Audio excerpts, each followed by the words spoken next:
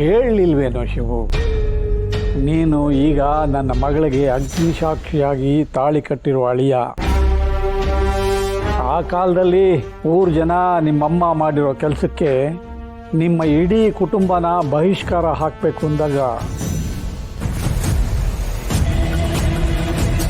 ನಾನು ನಿಮ್ಮ ಪರವಾಗಿ ನಿಂತೆ, ನೀವೆಲ್ಲಿ ಗತಿ ಇಲ್ಲದೆ ಬೀದಿಗೆ ಬೀಳ್ತಿರೋ ಅಂತ. ಊರು ಜನರ ಬಾಯಿ ಮುಚ್ಚಿಸಿ ನಿನಗೆ ಇಲ್ಲಿರೋದಕ್ಕೆ ಅವಕಾಶ ಮಾಡಿಕೊಟ್ಟೆ. ಇವತ್ತು ಅದೇ ಜನ ನಿನ್ನನ್ನು ಕ್ಷಮಿಸಿ ಅಂತ ಹೇಳ್ತಿದ್ದಾರೆ. ಅಂಥದ್ರಲ್ಲಿ ಕ್ಷಮಿಸದೇ ಇರ್ತೀನೇನೋ ನಾನು ನಿನ್ನ? ಶಿವು, ನೀವು ಅಂದ್ಕೊಂಡಿದ್ದಕ್ಕಿಂತಲೂ ವಿಶಾಲ ಹೃದಯ ಕಣೋ ನಂದು. ಅದು ನಂಗೆ ಗೊತ್ತೈತೆ ಮಾವ. ಚಿಕ್ಕ ವಯಸ್ಸಿಂದ ನಿಮ್ಮನ್ನೇ ದ್ಯಾವ್ರು ಅನ್ಕೊಂಡ್ಬಿಟ್ಟಿನಿ. ದ್ಯಾವ್ರ ಮನ್ಸು ಏಟ್ ದೊಡ್ಡದು ಅಂತ ಅಳತೆ ಮಾಡಕ್ ಹೋದ್ರೆ ಅದು ಏಟೇ ಜನ್ಮ ಹುಟ್ಟಿ ಹುಟ್ಟಿ ಬಂದ್ರು ಅಳತೆ ಮಾಡಕ್ ಆಯ್ಕಿಲ್ಲ. ಹಂಗೆ ನೀವು ನಮ್ಮ ಪಾಲ್ಗೆ ಮಾವ. ಇರಲಿ ಬಿಡೋ ಶಿವು, ದೀಪಾವಳಿಗೆ ಅಳಿಯನ್ನ ಮಾವನ ಮನೆಗೆ ಕರೆಯೋದು ಪ್ರತೀತಿ. ಅದಕ್ಕೆ ನೀನು ಪಾರ್ವತಿನೂ ಕರ್ಕೊಂಡು ನಿಮ್ಮ ಮನೆ ಜನನೆಲ್ಲ ಸೇರಿಸ್ಕೊಂಡು ಇಲ್ಲಿಗೆ ಬಂದ್ಬಿಡು. ಇಲ್ಲಿ ಎಲ್ಲರೂ ಸೇರಿ ದೀಪಾವಳಿ ಹಬ್ಬ ಮಾಡೋಣ. ಏನೋ ಪಶು? ಹೌದು ಶಿವು, ನಾನಂತೂ ಹಬ್ಬ ಮಾಡೋದು ಕಾಯ್ತಾ ಇದ್ದೀನಿ. ಸರಿ ಮಾವ, ನಾಳೆನೆ ಕೆಲವನ್ನ ಕರ್ಕ ಬರ್ತೀನಿ. ನಾನು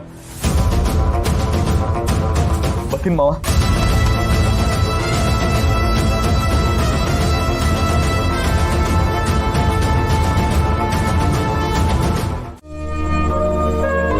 ಅಮ್ಮ, ಅಪ್ಪನೇ ಮನೆಗೆ ಬರೋದಕ್ಕೆ ಹೇಳಿದ್ರ?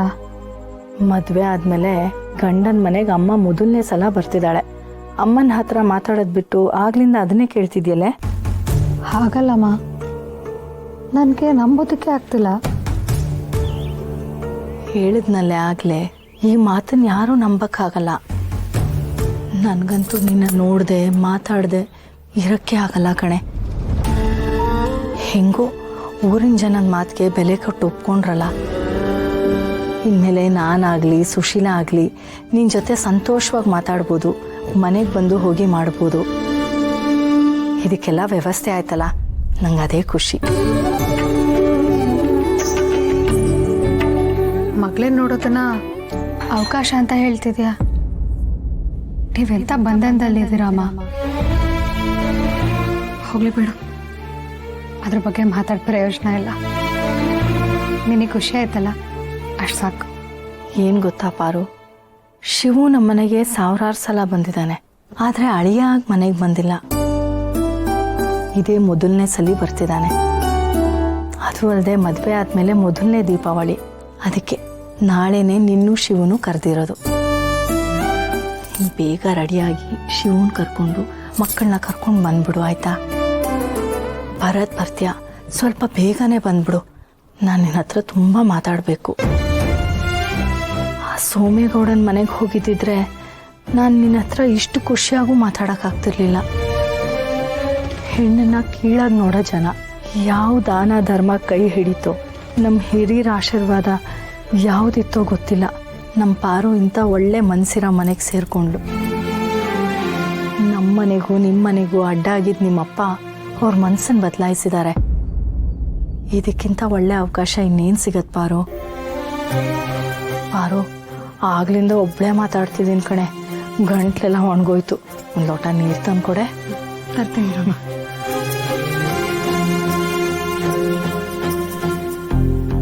ಎಷ್ಟೇ ಯೋಚನೆ ಮಾಡಿದ್ರು ಅಪ್ಪ ಇಷ್ಟು ಬೇಗ ಬದಲಾಗಲ್ಲ ಅನ್ನಿಸ್ತಿದೆ. ಅಮ್ಮಂದ್ರೇನೋ ಇನ್ನೋಸೆನ್ಸಲ್ಲಿ ನಂಬಿದ್ದಾರೆ, ಆದರೆ ನಾನು ನಂಬಲ್ಲ. ಮಾವನಿಗೆ ಅಪ್ಪನ ಬಗ್ಗೆ ಅಂತೂ ಹೇಳೋದಕ್ಕಾಗಲ್ಲ. ನಾನು ಇರೋ ಸತ್ಯ ಹೇಳಿದ್ರೆ ಪಾಪ ಅವನಿಗೆ ತುಂಬ ಹರ್ಟ್ ಆಗುತ್ತೆ. ಈಗಲೂ ಮಾವ ಮನ್ಸು ಬದಲಾಯಿಸಿದ್ದಾರೆ ಅಂತ ಹೇಳಿದ ತಕ್ಷಣ ಹಿಂದೆ ಮುಂದೆ ಕೇಳದೆ ಓಡೋದ. ನನಗನ್ಸುತ್ತೆ ಅಪ್ಪ ಏನೋ ಡ್ರಾಮಾ ಪ್ಲಾನ್ ಮಾಡಿದ್ದಾರೆ ಅಂತ. ಅಪ್ಪ, ನಿಮ್ಮ ಬಗ್ಗೆ ನನಗೆ ಚೆನ್ನಾಗಿ ಗೊತ್ತು. ನೀನು ಅದೇನೇ ಪ್ಲಾನ್ ಮಾಡು, ಅದಕ್ಕೆ ಒಂದು ತೂಕ ಜಾಸ್ತಿನೇ ನಾನು ಮಾಡ್ತೀನಿ. ನಿನ್ನ ನಾಟಕದಲ್ಲಿ ನಮ್ಮ ಮಾವನ ನಾನು ಬಿಟ್ಕೊಡಲ್ಲ. ಇದು ನಿಂಗೆ ಏನು ಮಾವ ಇದು? ನಾನು ನನಗೆ ಯಾಕೆ ಮಾವ? ಅದು ದೀಪಾವಳಿಗೆ ತಂಗಿರ್ಗೆ ಅಂತ ಹೊಸ ಬಟ್ಟೆ ತಗೊಬಂದಿದ್ದೆ. ಈ ಸಲ ನಿಂಗೂ ಹೊಸ ಸೀರೆ ತಗೊಬಂದೆ. ಹಾಕೋ, ನಿಮ್ ಮನೆಗೆ ಹೋಗ್ಬೇಕು. ನಾನಿಲ್ಲಿರೋವರೆಗೂ ಇದು ನನ್ನ ಮನೆ, ಅದು ನಿಮ್ಮ ಮಾವನ ಮನೆ. ಆಗ್ಲಿ ಪಾರು, ನೀ ಮೊದಲು ತಯಾರಾಗ್ಬಾ. ಮಾವ ಪಾರು, ಥ್ಯಾಂಕ್ಸ್.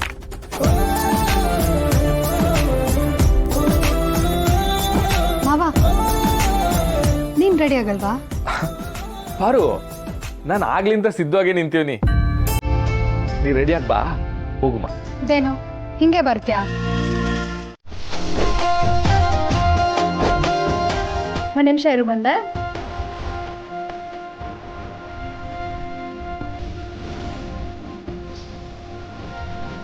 ಹಾ, ಎಲ್ಲ ಹಾಕು. ಇದೆಲ್ಲ ನಂಗೆ ಅಭ್ಯಾಸ ಇಲ್ಲ ಪಾರು. ನಾನು ಒಂದ್ಸತಿ ಹೇಳಿದ್ಮೇಲೆ ಅಭ್ಯಾಸ ಇಲ್ಲ ಅಂದ್ರೆ ಅಭ್ಯಾಸ ಮಾಡ್ಕೋಬೇಕು. ನನ್ನ ಮಾತು ಕೇಳಬೇಕು. ಇಲ್ಲ ಅಂತಂದ್ರೆ ಗೊತ್ತಲ್ಲ, ಮುಲಾಜೆ ಇಲ್ಲ, ನಾನು ಬರಲ್ಲ ಅಷ್ಟೇ. ಹಾಕತ್ತೀನಿ. ಗುಡ್. ಇಲ್ಲಿ ಕೈ ಕೊಡು.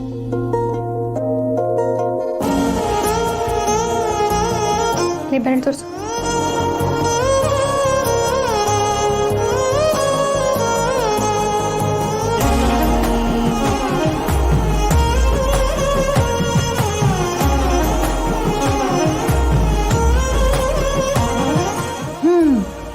ಈಗ ಸೂಪರ್. ಬಾ ಹೋಗೋಣ.